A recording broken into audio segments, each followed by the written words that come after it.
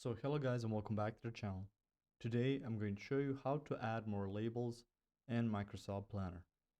So the first thing you want to do is once you go to the left side of the screen, you can see my day, my tasks, my plans, my portfolios, and some other stuff as well. So you can see a couple of plans that I've created on here. So let's just open one of those up.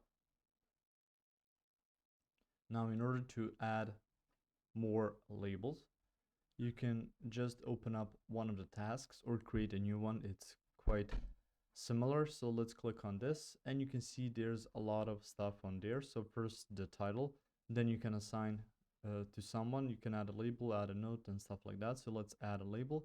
You can see a few labels that you can add. So the first thing you want to do, so let's just choose, let's say this one.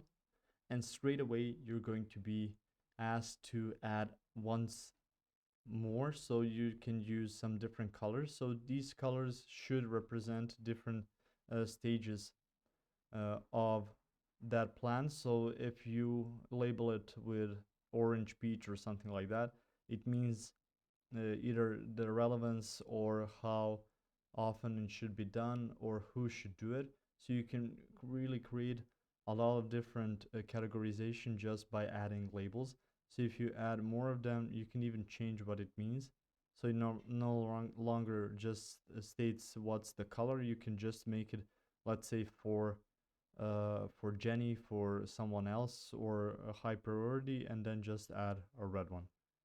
If you found this information helpful or useful, you can like the video. You can also share the video. You can subscribe to the channel and click the notification bell to get notified about new videos on Microsoft Planner or some other topics you might find interesting as well. Thank you very much for watching this video, and as always, I'll see you guys in the next one. Goodbye.